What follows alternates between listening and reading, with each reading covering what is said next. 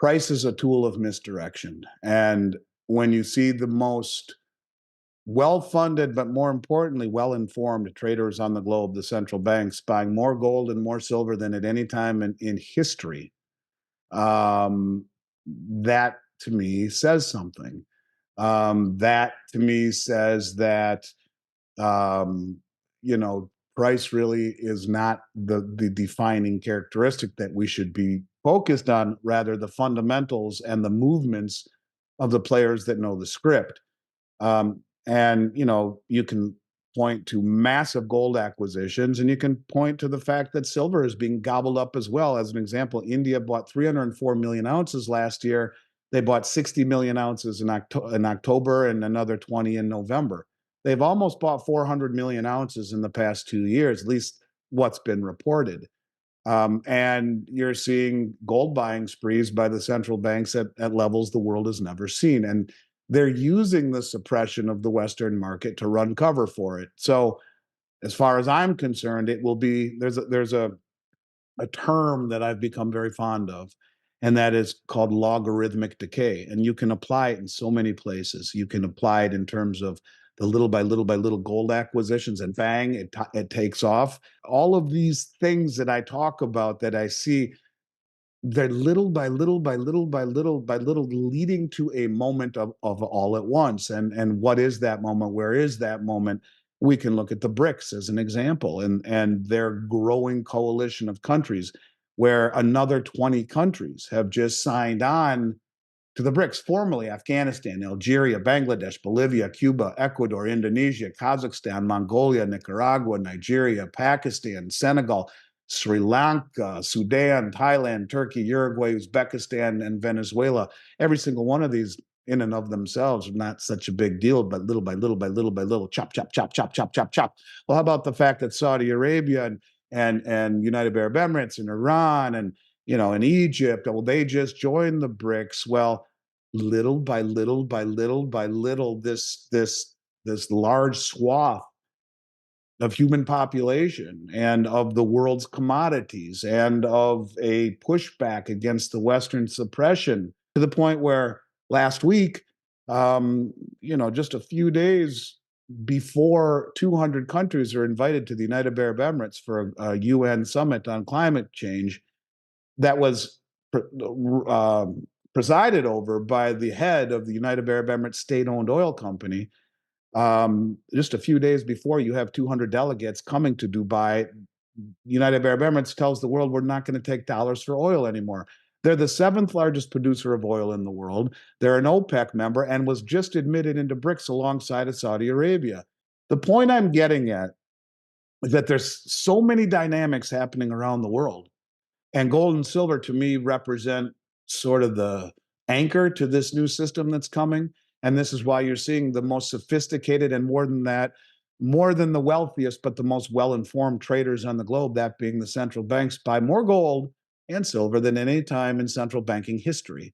Something is coming, and they understand that. They are front running it. They're using the Western suppressed price, paper price, to run cover for it. And either you see it for what it is or you don't. If you don't see it, you'll wake up on a Sunday night, Monday morning, and be like, oh my God, you see gold? It's up $1,000. Look at silver, it's up $80. And I think this is a change of the guard, if you will, a once in a generation shift of supremacy. And that's what is actually, I think, happening. So I guess we'll have to see how it ultimately plays out. But I think there's a lot to look forward to in terms of gold and silver appreciation. The only bummer with it is that gold and silver don't appreciate. It's the dollar that falls. And I think that rising gold and silver price is one of those things. Be careful what you wish for, so to speak, because I think that it speaks to problems with this country and the currency. And we'll look at what's happening, for example, with the BRICS. Everyone was largely because Jim Rickards, who's very well known and connected and has worked with the CIA and all of these things, said that in the August meeting in Johannesburg, he expected a common settlement currency to come out of it. And while that didn't happen, we find that the finance ministers were tasked with coming back, going back to the drawing board and coming back to the next meeting in Russia this coming summer in 2024, and to present their findings for a common settlement currency. We've been told by the Russian finance minister Lavrov for the past 2 years that indeed the new currency will be commoditized, will be backed by commodities, and we expect it will be gold. Because why?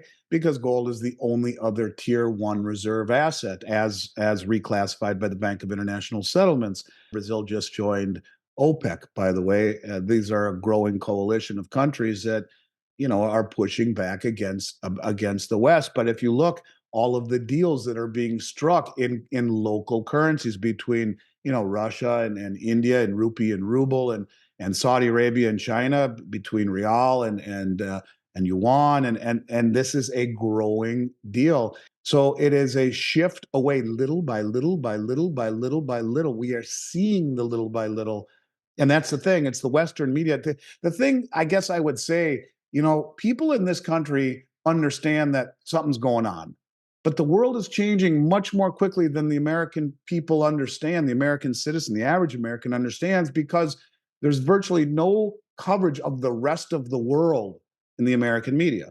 And so Americans don't have a good sense of this little by little by little by little by little by little bang all at once. I would argue that the little by little has been happening nonstop. I've been screaming about it for 2 years.